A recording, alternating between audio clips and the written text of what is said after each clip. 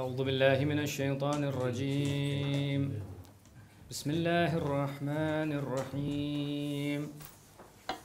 والشمس وضحاها والقمر إذا تلاها والنهار إذا جلاها والليل إذا يغشاها والسماء وما بناها والأرض وما طحاها ونفس وما سواها فألهمها فجورها وتقواها قد أفلح من زكاها وقد خاب من دساها كذبت ثمود بتغواها إذ انبعث أشقاها فقال لهم رسول الله ناقة الله وسقياها فكذبوه فعقروها فدمدم عليهم ربهم بذنبهم فسواها ولا يخاف عقباها. صدق الله العلي العظيم.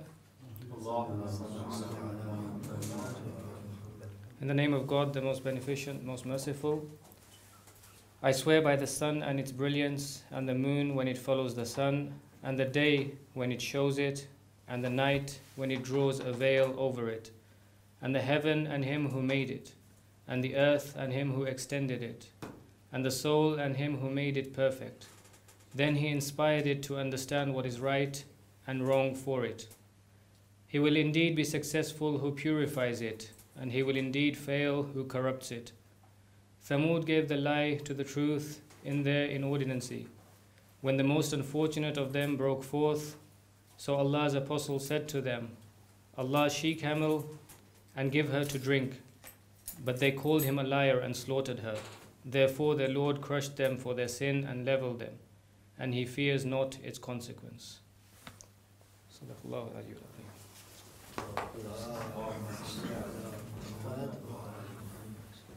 Thank you, Brother Mohammed. It gives me great pleasure, everybody, to introduce the 2014 Al-Mahdi Institute Public Lecture Series. This is a series, the aim of which is to facilitate discussion on some specific and topical subjects in a manner which allows the debate to be extended beyond the confines of the Institute to the wider public. So we have some members of the public here, and also we're streaming online, and we'll have the facility for people to view this lecture online later. It should perhaps be Sister Farhana who's introducing this series, but she can't be with us today as she's representing the Institute at the United Nations in New York. There's a conference held by the Commission for Women there, so she's currently there, so I'm stepping in for her today. Sayyid Musawi, who I'm sure everyone will recognise, he's a very well-known figure. I'm sure you've either seen him in person or you might have seen him on the television. He completed his seminary studies in Najaf in 1980 and moved to India, where he served the community in various capacities for over a decade. He moved to the UK in 1991. He's the director of the World Ahlul Bayt Islamic League, and his contributions to society globally are numerous.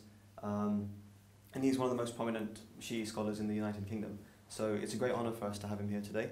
The format will be that Sayyid will give a talk for about 30 or 40 minutes, and then hopefully we'll have a chance for question and answers. So if anything comes up during the talk, please make a note of it, and then we get a chance to discuss later, inshallah.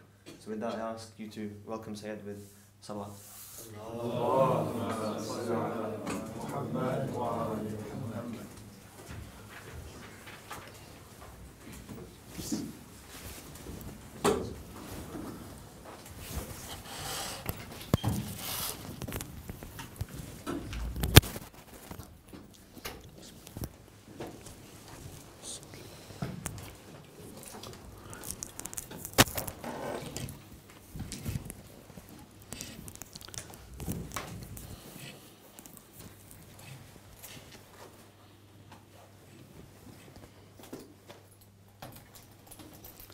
بسم الله الرحمن الرحيم.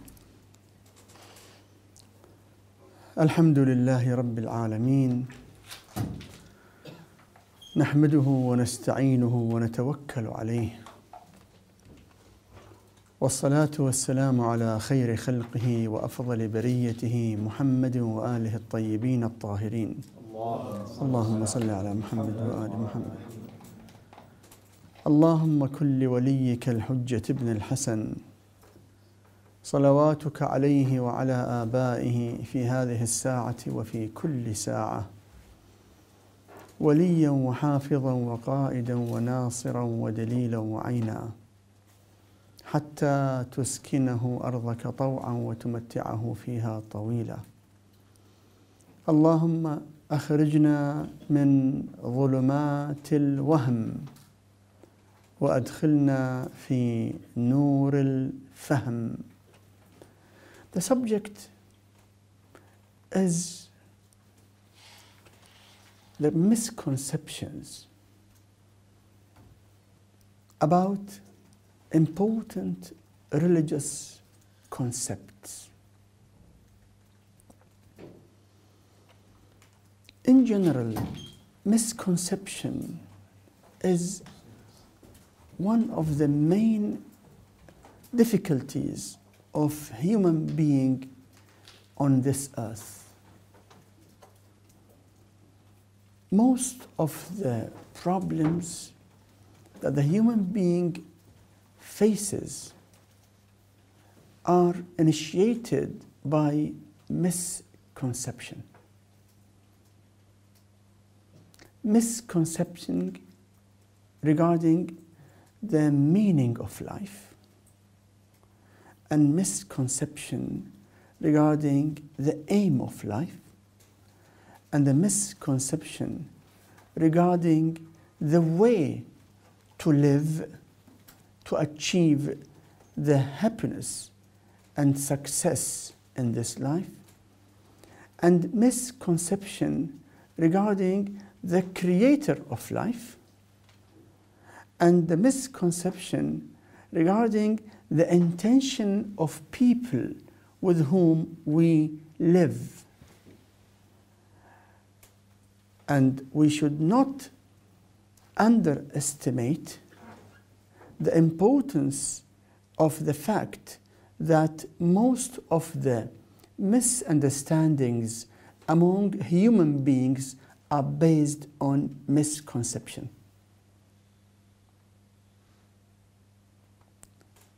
From the relations between individuals to the relations between families, tribes, peoples, countries, communities, faith groups, focus on the issues between any level. Take an example, the relationship between followers of different faith groups. You will find a lot of misconceptions. Muslims think about Christians. Christians think about Muslims. Among Christian groups, what some Protestants think about Catholics, and what Catholics think about other group. Among Muslims, what many Sunnis think about Shias, and what many Shias think about non-Shias. So the key of the solving the problems between people cannot be away from clearing the misconceptions. We need to establish a fact and focus on it, that wherever you have a problem, you must focus on the misconception. The areas of misconception must be cleared off. clear the misconception first, then it will be much easier to go ahead and making the relationship normal. The relationship between us and the religious facts, and I'm talking to you because you are Muslims and I'm a Muslim by the grace of God. I would like to focus on the misconceptions about religion among us.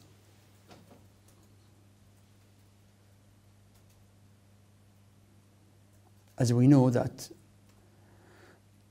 every human being comes to this life, as Allah in Quran says, وَاللَّهُ أَخْرَجَكُم مِّن بُطُونِ أُمَّهَاتِكُمْ لَا تَعْلَمُونَ شَيْئًا. Allah brought you from the wombs of your mothers without any knowledge. You did not have any knowledge. وَجَعَلَ لَكُمْ السَّمْعَ وَالْأَبْصَارَ وَالْأَفْئِدَةَ. And Allah has given you the hearing power and seeing power and thinking power. These are the means where we can gain knowledge. But we came to this life without any knowledge. And every human being comes to this life without knowledge. And knowledge is being acquired through many ways, mainly learning. Many of us don't learn enough, but think that they have enough knowledge, which is called Al-Jahl al-Murakkab. In Arabic, we call it the complex ignorance. Sometimes we are unaware of something and we know that we are without knowledge. Say, I'm not a physical scientist. I say that I'm not professional in physics. I know that I don't know. That is called al-jahl al-basit, simple ignorance, which is always repairable. If you know that you don't know something, there is always hope that you can gain knowledge about it. But when I don't know something and I think I know about it, that means I'm ignoring the fact that I don't know it. Means I don't know it first, and I don't know that I don't know. And I think that I know it. This is the dangerous ignorance, which is called jahl murakkab. There is a poetry in Persian. I don't know. Any of you know Persian well? No. Okay. So I don't need to say it. Very nice poetry in Persian that it says that anyone whose ignorance is simple has got hope to learn about what he ignores. But anyone whose ignorance is complex, he will remain ignorant till the day of judgment. Dar jahl murakkab abad ad-dahr bimanad, till the end of life. Okay, about religious concepts. There are many important points which need to be clarified in everyone from us, because all of us means all those who are seeking knowledge, and we in Islam don't have any ceiling for knowledge. We don't have in Islam that someone is finished, he is complete, he completed his knowledge gaining and he is full-fledged scholar, full stop. No. In Islam, seeking knowledge is a continuous process. It has no end.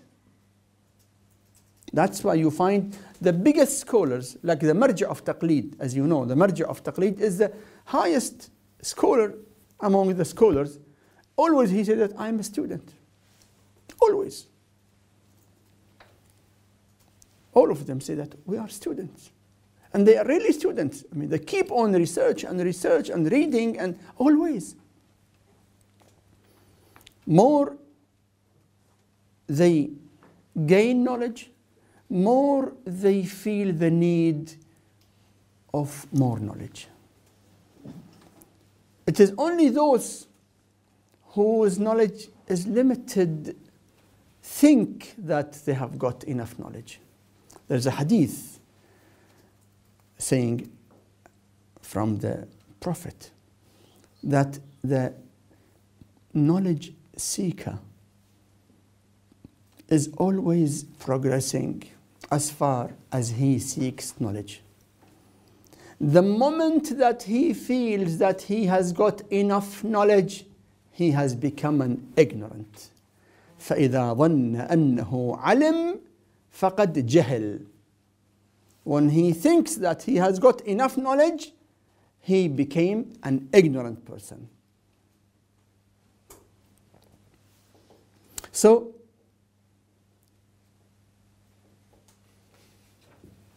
imagining boundaries for knowledge, which might come from the system nowadays that there is PhD, there is masters.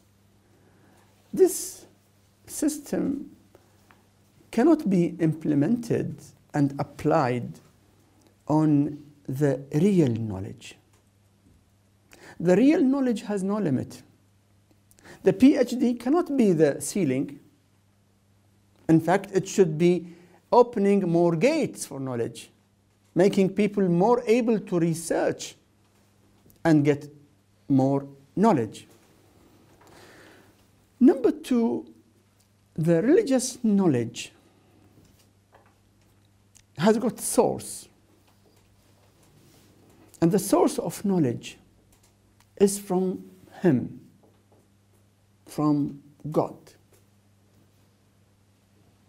Because the source of knowledge gives the knowledge its nature.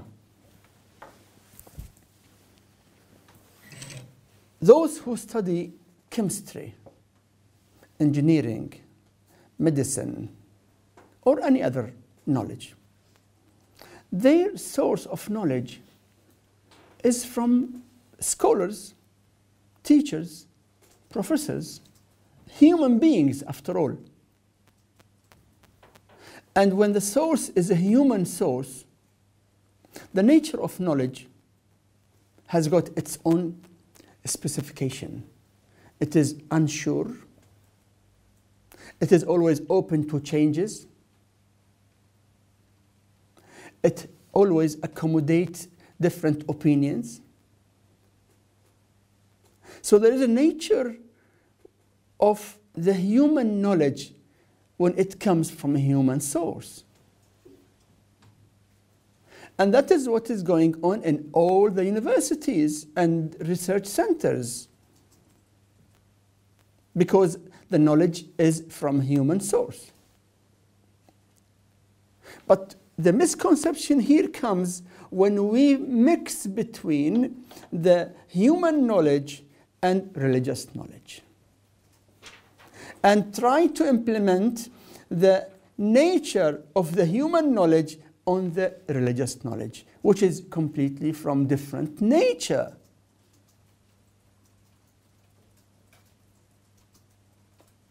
When you try to implement or enforce the human nature principles, on the religious nature, you will come out with something unusual. Because you are trying to deal with the religious knowledge as you deal with the human knowledge, taking it as a human knowledge also.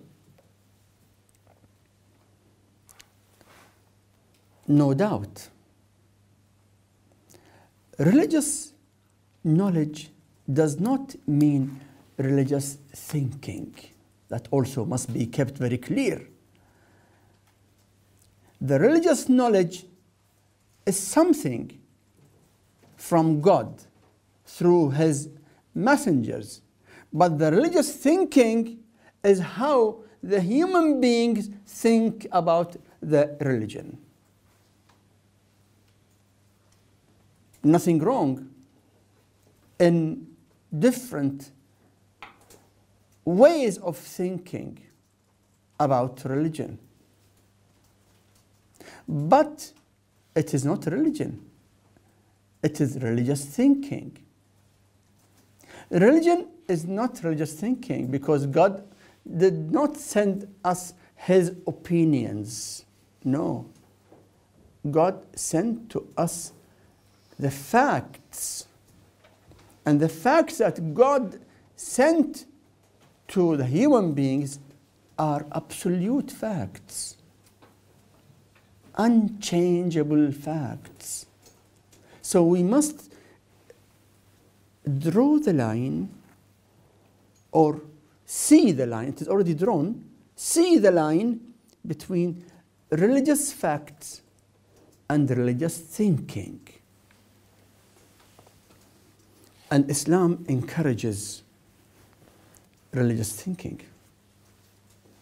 That's why having unified religious facts in Quran and the authentic Sunnah, we have got different mujtahids, those who think and understand the religious text in their own thinking.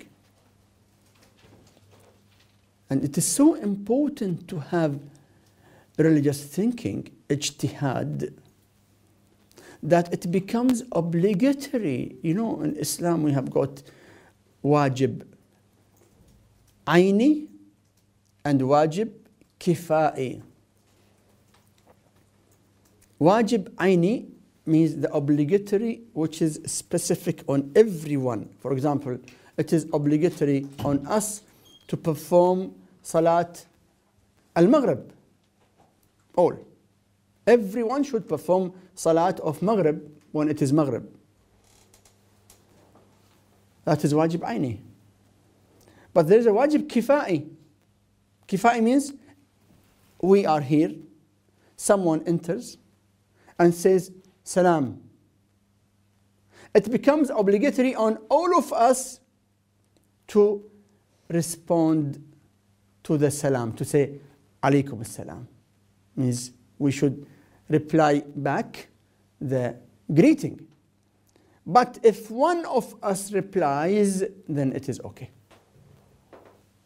If none of us replies, all of us don't reply, all of us will be then committing a sin by not replying the greeting. That is wajib kifai. It is in Islam wajib kifai on the society to have thinkers who are able to perform ijtihad. If for any reason society, the Muslim Ummah, does not have mujtahid, it becomes wajib on the Ummah to produce mujtahid as wajib kifai. And mujtahid is an Islamic thinker, but not a thinker who gives his own opinions unbased on the facts. The real mujtahid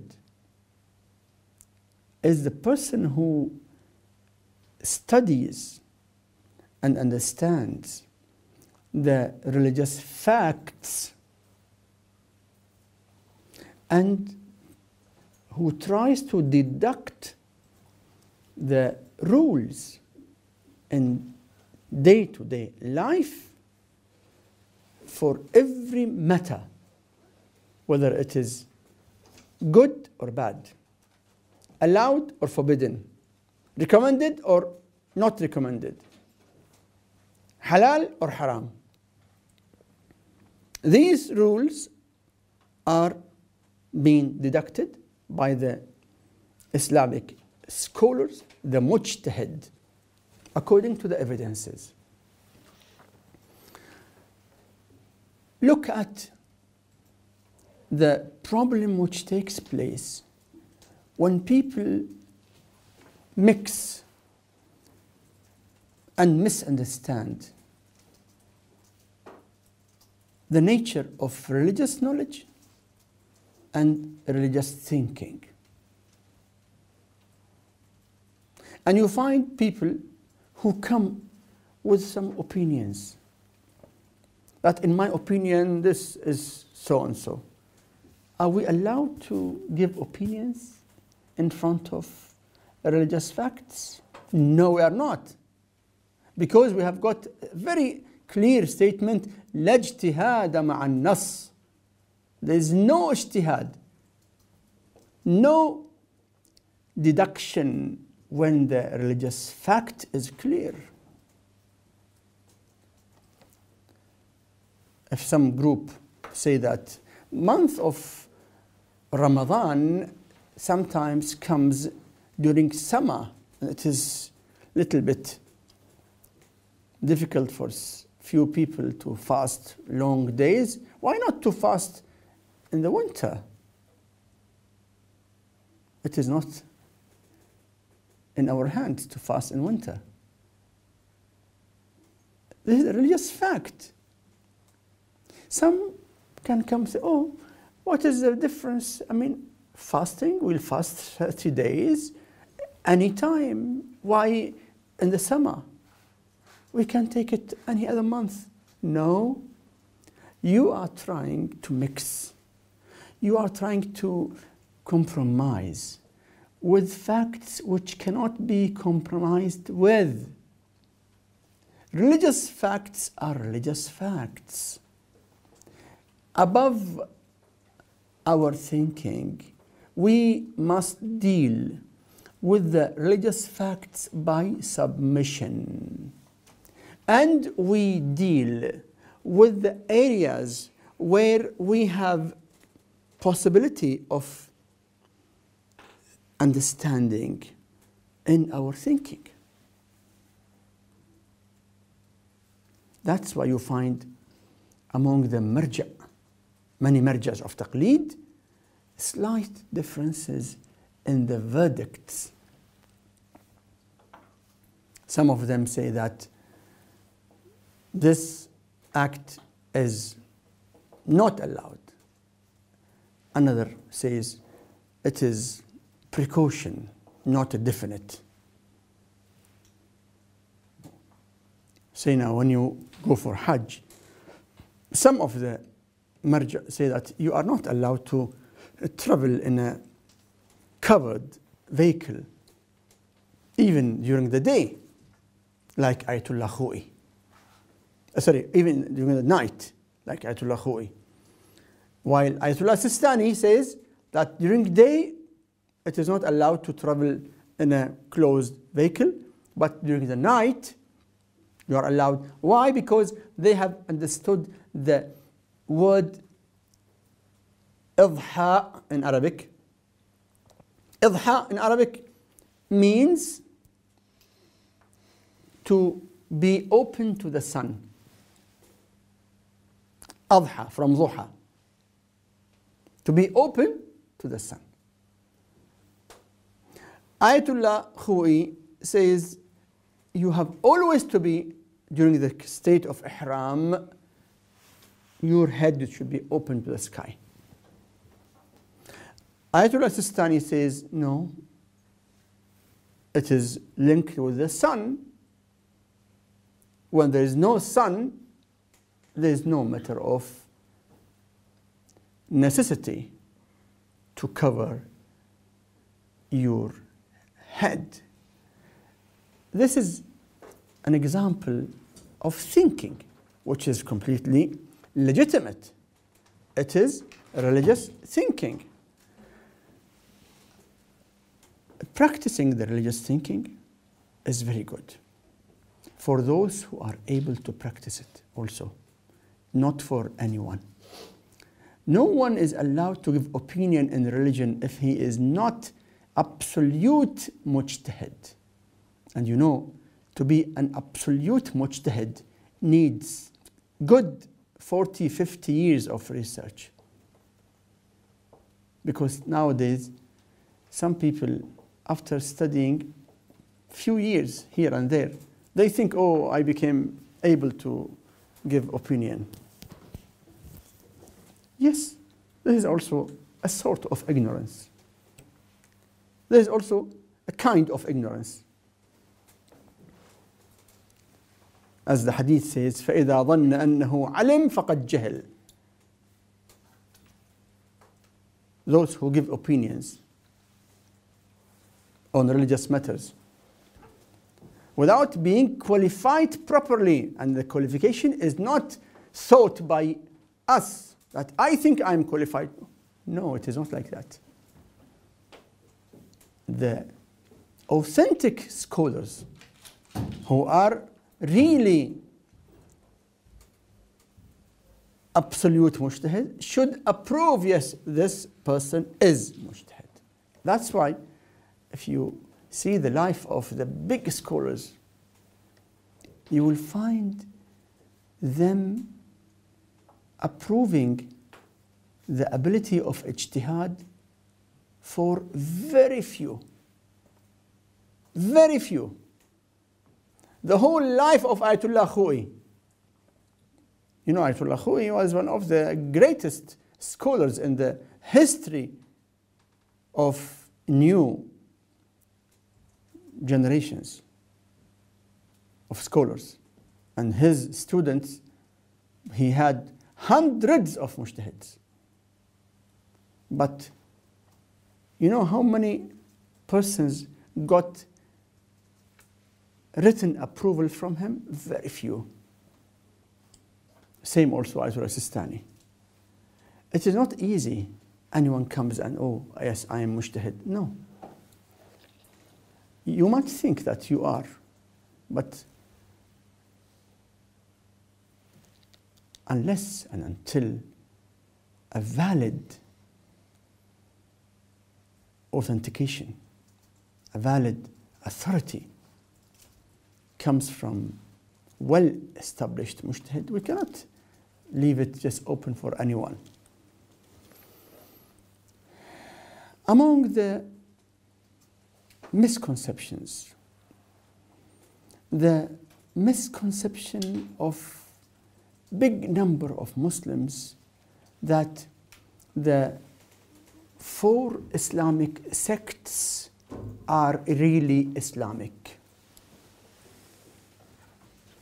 The 4 Islamic sects are Islamic. There's also a very big misconception. Islam did not say to have 4 sects.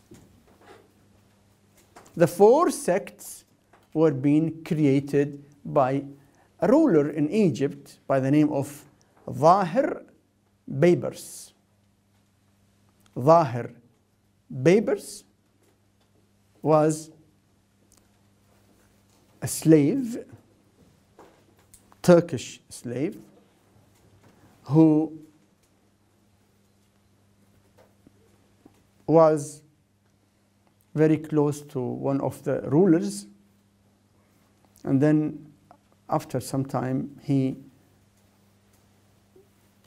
removed the ruler and took over by force and became the ruler of Egypt. Zahir Baybars is the first ruler who started the 4 sects.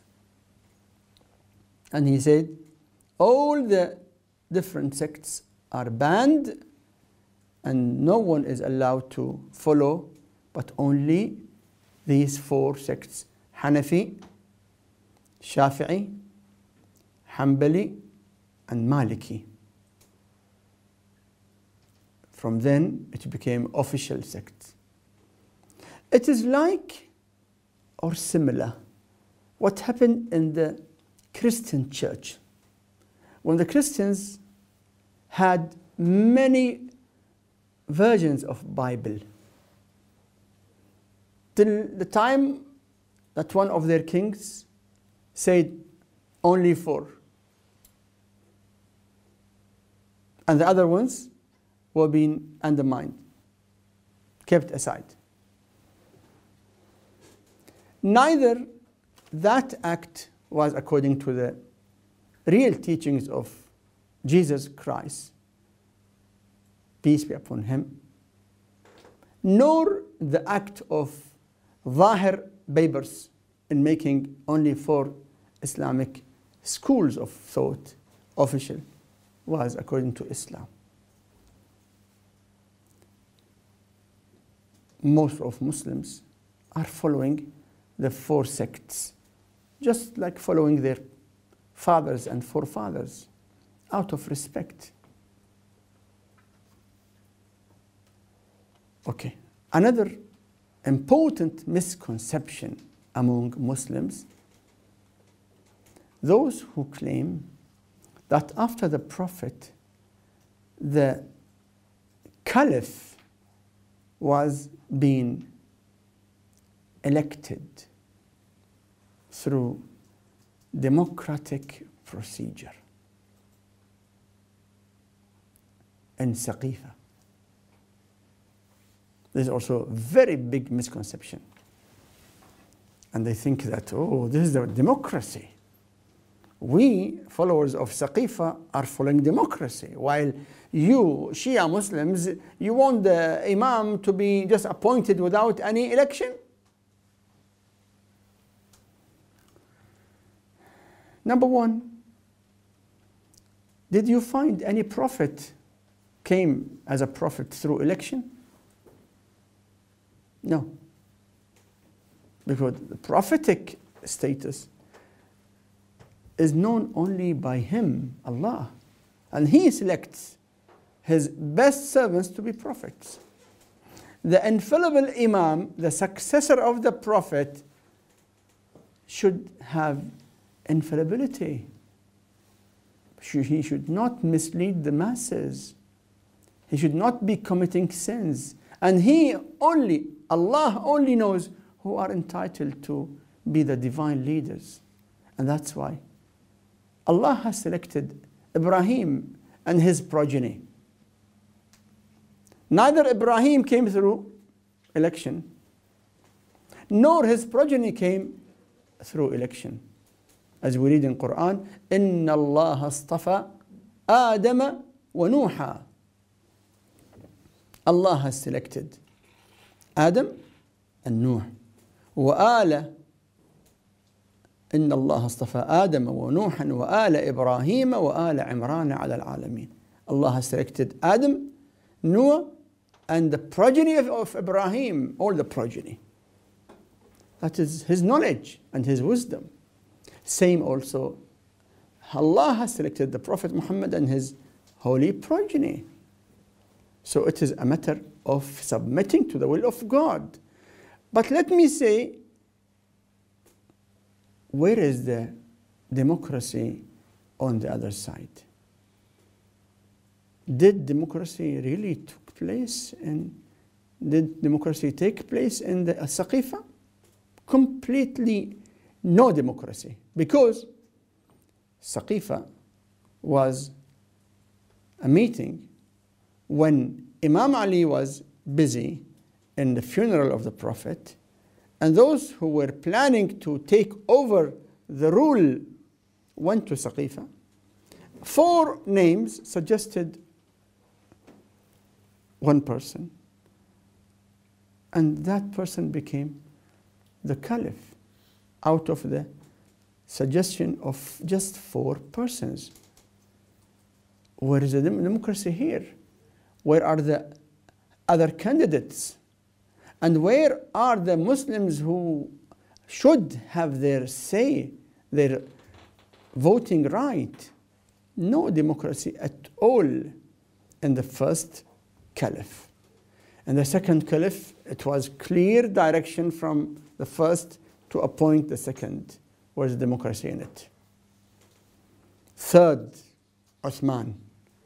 The second one appointed 6, only 6 out of the whole ummah of Muslims. Only 6. And he gave them the right to elect 1. So how come other Muslims were being deprived from their right from democracy? So there's no democracy at all. The history of Muslims, very clearly we have to say, history of Muslims did not see democracy from Saqifa at all. And as you know, after Amir al-Mu'mineen, Muawiyah took over, and when Muawiyah took over, no democracy at all, but tyrant attitude, and the government were being in inheritance. The son from his father, and like that. So no democracy. The concept which claims that Saqifa is based on consultation, shura, and democracy is completely wrong. These are a few examples, but we have hundreds of examples of misconceptions in the religious important aspects among people of religion. Especially we as Muslims, we need to read again, research again, and keep every faith based on evidences. We are not hoping, ideally, to make all Muslims follow one school of thought. But we are entitled to hope to encourage the procedure of research and encourage the attitude of debate, attitude of evidences. Anyone tells you that so-and-so took place, for example now, many Muslims say that there is 10 hadith of 10 who got Ashra Mubashara, as many of you have heard about it. Ashra Mubashara. This hadith, if you put it on the table of research, you will find it baseless, fabricated. Okay, one of the important conceptions among Muslims, Bukhari is a perfect book. Put Bukhari on the table and research, and you will see how many blunders are in Bukhari against Quran. And no one can be against Quran. So these things which people take it as religious facts are, in fact, not really religious facts. In all of them, many misconceptions are involved within them. We need to encourage research. We have to be open, and we need to put things in its place as far as we can. I think my time is over now. May Allah enlighten our hearts. As I started the dua, Allahumma akhrijna min dhulumat al-wahm. Oh Allah, take us away from the darkness of doubt. Wa adkhilna fi nur al-fahm, and make us enter and remain in the light of understanding. Walhamdulillahi Rabbil Alameen. Wa sallallahu ala Muhammadin wa alihi tahirin. Thank you very much. Assalamu alaikum. you much, Syed. We've got time for some questions. I just ask if we can keep it specific to the topic that was discussed. If anyone wants to start us off.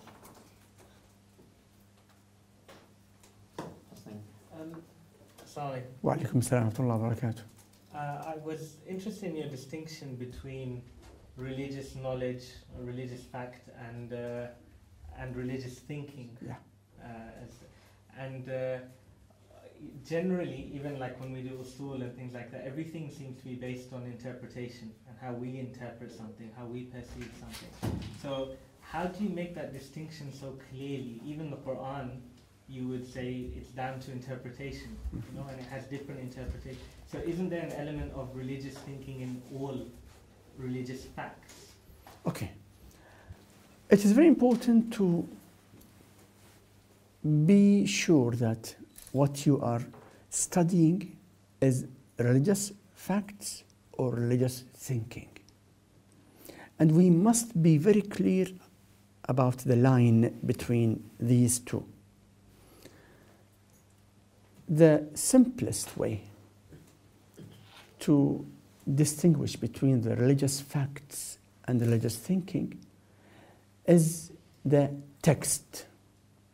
Any matter, which we call it nas, you know, nas. Any matter which has got text, it is a religious fact. And then how do you reconcile different interpretations of the text? The tafsir must be also based on text, which is authentic hadith. The Quranic verse itself is fact, but how to understand it? Either we understand it through the prophet or prophetic explanation, which is the tafsir nabawi, or we take our own thinking, our own understanding. Of course, the first is right, the second is wrong. We are not allowed. You see, we have got من فسر القرآن برأيه فليتبوأ مقعده من النار. Anyone who explains Quran according to his own thoughts, he will be from the hellfire people. As far as text is there, we have to abide to the text. The religious facts are always clarified in text. And that's why we say there is no religious fact without foundation. We say that no religious fact, every fact is claimed. It is not a religious fact unless we find an authentic text to establish that it is a religious fact. Sorry, can I clarify?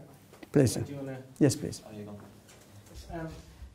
It just, I'm sorry, maybe I'm misunderstanding. It just seems a little bit circular to me in that if you have Quran, for example, and you're using a text to interpret the Quran, the interpretation of that text is still a human interpretation. The principles used for interpretation of that text, the linguistic principles we use, they're all still human-based thinking. So it's like I just can't see a way out of having some human element to interpretation or any sort of derivation. Simply, the Quranic verses explained by authentic hadith is a religious fact. A Quranic verse explained through opinions. Ibn Abbas said this. Ikrimah said this. Allama Tabatabai said that. With due respect, if you tell me the Prophet said this, the Imam said this, means one of the 12 infallible Imams. It is a religious fact. Yes, please. Perhaps actually I could, to continue the debate following Hussein's question, by way of an example. So if if I was, because the majority of our ahkam don't come from the Quran directly, a lot of them are self-standing from the hadith, if I'm not mistaken.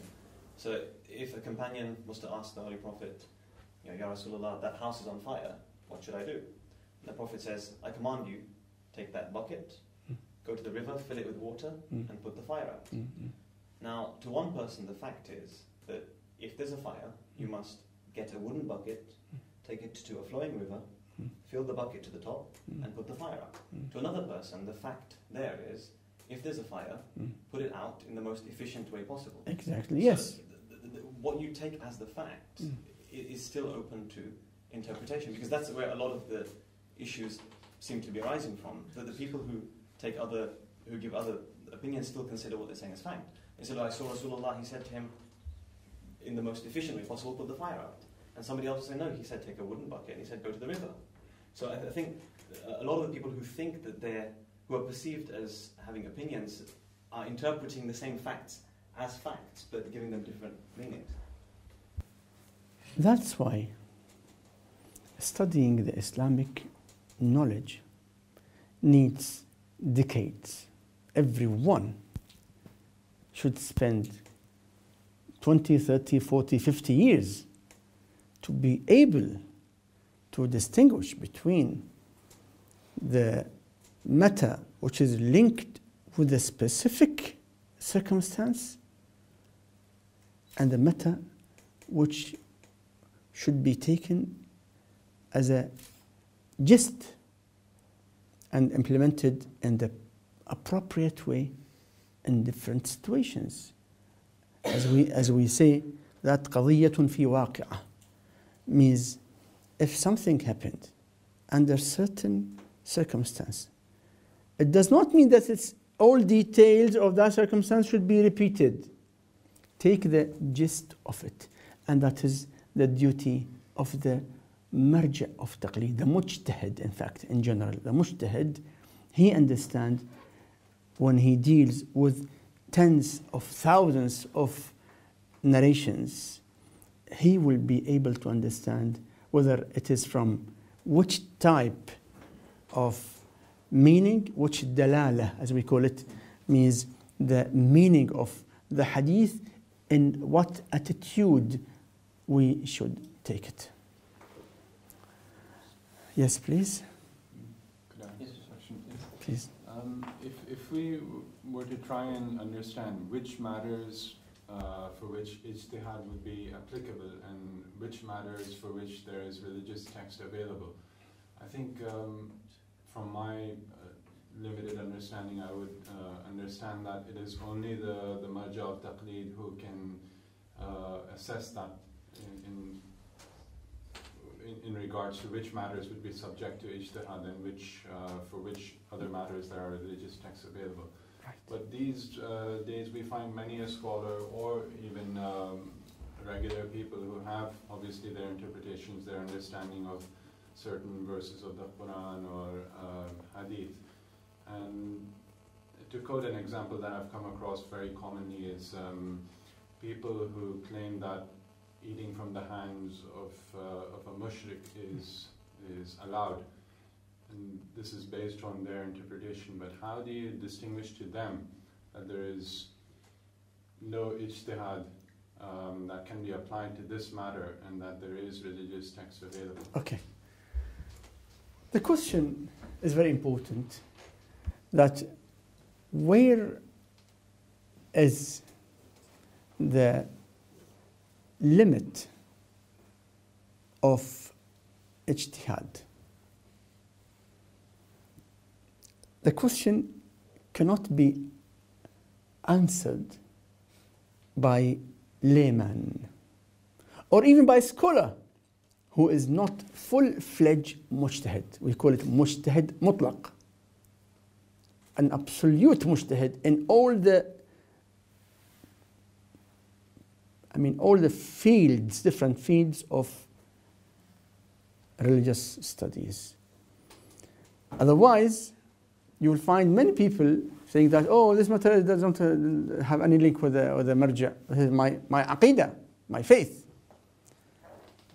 Your faith is according to you. But the scholar, the absolute mujtahid, the real scholar, he is the person who guides you where to do taqleed, following the verdict, and where you should research yourself. In Islam, we say that in faith matters, you must make your mind. You must have your evidences. You cannot say that I'm a Muslim because my father is a Muslim. Your Islam is rejected. You must be a Muslim because of the evidences that you have in your mind after you study and you see things.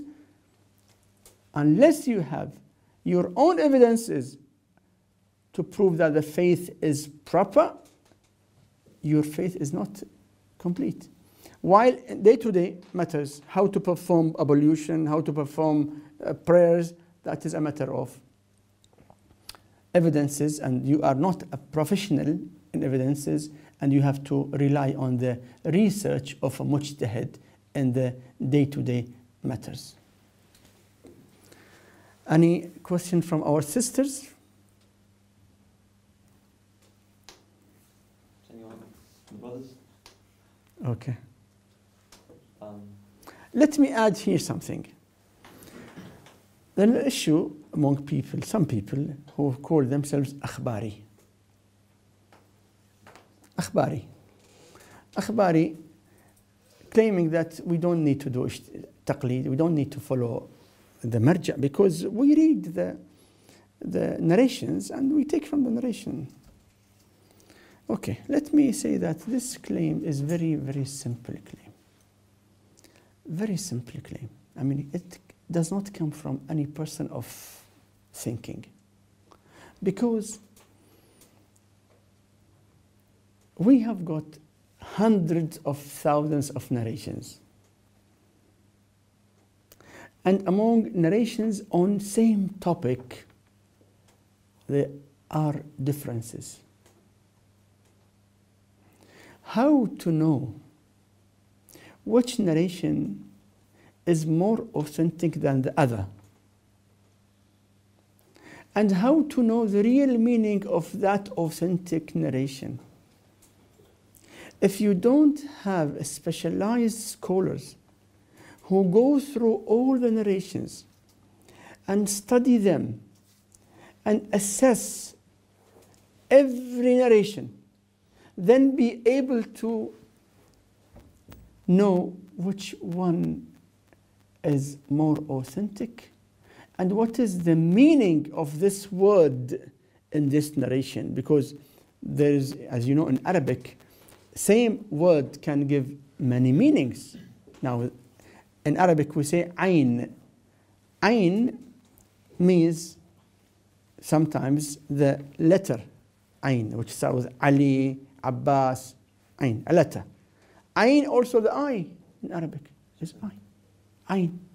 Ayn is also the water coming from the earth, from the ground. Ayn. Also, ayn in Arabic, anyone who is respected in the society, prominent, we call him ayn. That's why in many Arab countries, they call the parliament Majlis al-A'yan, means the house of A'yan, means the well-known people. So ayn, same word, but how many meanings? Many. Who knows that when ayn comes in this narration, what does it mean? Does it mean the letter, or means the eye, or means the water, or means the well-known person? Only the scholars who have studied all other narrations and studied the linguistic also knowledges and linguistic fields and other things, of course. And we say that no one can understand the meaning of Quran before being expert in 10 different fields of knowledge. So without ijtihad, there will be mess of ignorance. And Islam does not accept any worship if it is not based on authentic evidence. Now, for example, I pray my salah opening my hands. My Sunni brother prays his salah folding his hands. What is the evidence of me opening my hands? Either I research myself, through my research being a mujtahid, if I reach to the, see? I mean, everyone, either he becomes mujtahid himself, or he must rely on the research of a mujtahid. Then your act will be based on evidence. Otherwise, any act of worship which is not based on authentic evidence is not accepted. Thank you very much. Is any? Before we can just on the point of Akhbarism. Yes, please. No, go on. So this sort of psyche of deferring the decision to the most scholarly person in the community. Had we been living in Iraq or in the Shia areas in the post-Safavid or late Safavid times, then we would, if we deferred our decisions to the most scholarly people, then we would all be Akhbaris. So is that not part of the issue, that if we decide that we'll just let the most scholarly people decide what's best, then today at the time we would have been Akhbaris, and today we look at them and we say that what they're saying is nonsensical. But does that not highlight the danger of following blindly? I mean, you say there's been slight differences. Can I elaborate on that? So that's exactly my question. Yes, I mean, we said there's been slight differences in rulings, but over 1400 years there's been major theological opinions held, between the later scholars and the Qudama, and even these Usuli opinions, such as this Akhbari and Usuli divide. I think a lot of younger people today, when they read the history of the development of Islamic law and of Islamic theology, they become very frightened to leave everything to the most scholarly person, because, as you rightfully highlighted, the Akhbari thought has got certain, obvious, it seems to us, shortcomings. But had we been alive at the Akhbari time, we would have been Akhbaris if we left everything to the most scholarly people. No, with due respect, no. Because the Akhbari claim is to refer to the narrations, akhbar, full stop. And you don't need to go through or utilize the research of the most learned, highly learned scholars, which is mujtahids. The mujtahid, which we say that the usulis, we say that we must, everyone in the society who is not a mujtahid must rely on the research of the mujtahid. He cannot take any narration because, as I said, narrations in the same subject, you can find different directions, different statements. It is impossible.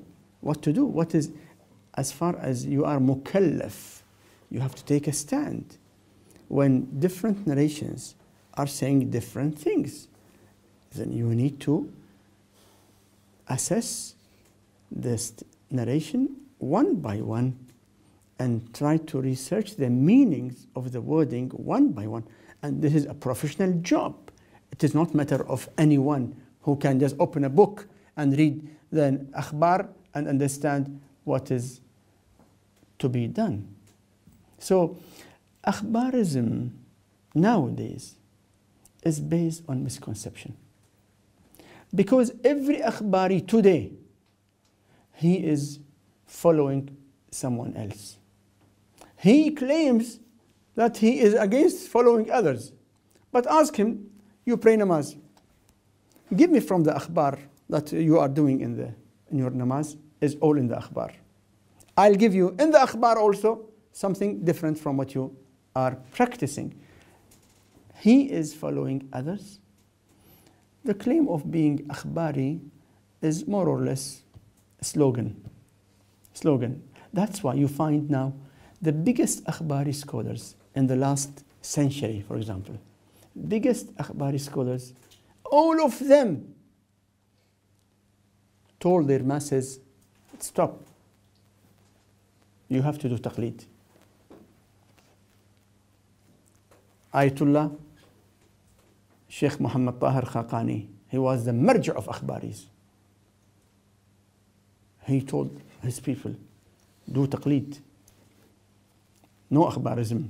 Nothing can work only with reading the books. You have to follow the verdict of the most learned ulama. Ayatollah Sheikh Muhammad Amin Zainuddin, who was akhbari, and he told his people, no, you must start doing taqlid. Because akhbarism was a movement in the past for some situation. Now it is clarified, and we don't have now among our prominent scholars, even one scholar, even one, we don't have, who says to be akhbari. Please. Sayyid, I think it seems like the very shortcomings of the akhbaris that you're talking about are exactly the problem. So when we say that the problem we have with akhbar is that they go directly to the text and they don't rely on a scholar to interpret the text or anything like that. But that scholarly part that the usulis do rely on, or the work around it done by the usulis, is exactly the distinction you made between religious thinking and religious facts. So on the one hand we're saying, well, we don't want to be like the akhbaris, we have to be like the usulis and rely on scholars, and that brings completely everything which is religious fact, we want to wrap around it with religious thinking, which again you've said is problematic. So there seems to be a bit of a contradiction there between our positions. Not at all. Not at all. I said that religious thinking needs qualification. No one can come from the street and give opinions. So what does qualify somebody? Okay. So we should agree that religious thinking needs qualification. And the qualification of religious thinking is Ijtihad, that highest standard of knowledge which makes the person able to understand the text, able to assess the authenticity of this text over that text. And all that is about the authenticity. And also about the context itself, the content of the text. How do you understand it? Now, we have got an example. Whether your property can be used by your father or not. I mean, can my father use my money as if it is his money? Among the scholars, there is a discussion. I remember Ayatollah Al-Khu'i, when he was discussing this matter, he said, أنت وما لك لأبيك. أنت وما لك لأبيك. ما لك, it can be read ما لك, يعني what is for you, and can be read وما أنت وما لك, from, وما لك, and ما لك, you take it from mal means wealth, and then at maluka. Ma laka, ma means what? Laka means yours, for your father. And he discusses this matter. To understand the text, the meaning of the text, it is not a job of people who are not really absolute mujtahids. So the religious thinking is must, but the qualification also must be maintained, which is ijtihad. So I think that's what I was trying to Keep it brief. religious thinking is a must. A So must, the of course. outcomes do include religious thinking always. But I guess my concern is when we give over so much to the mujtahids, these absolute mujtahids, and the only real substantive thing that you've said about these guys is that they've studied so many years, and I don't see a clear link between the number of years you may study something and the truth of the outcome or the truth of what the research produces. We don't say that number of years. Especially Sorry. when it comes to It does not mean, years does not mean anything for us, because we have seen people who studied 70 years, but they didn't reach to Ijtihad. It is not a matter of number of years. But in general, of course, we have people who studied less years that became absolute mujtahid, like Sayyid Muhammad Baqir al-Sadr, for example. Okay? It is not a matter of years. We don't count years. We see the outcome, the fruit of the research. When you read his book, you make out that he is a mujtahid. He has taken the evidences, which are authentic evidences, in reaching to the verdict that he is claiming. It is not a matter of number of years, and we are concerned with the ability, the qualification of the person who is able to discuss any matter and support it with full evidences from al-masadir al-arba'a, which is Quran, Sunnah, Aql, and Ijma'. how does a non-mujtahid do that? I think we need to wrap it up there. Perhaps you can continue that with Syed later. We'd like, on behalf of myself and on behalf of the Institute, thank you very much, Syed, for gracing us. It's been a very informative session, and we hope that we'll have opportunities to learn from you in the future. If you could recite Surah Fatiha and Salawat to thank you, Syed. اللهم صل على محمد وعلى محمد وعلى آل محمد.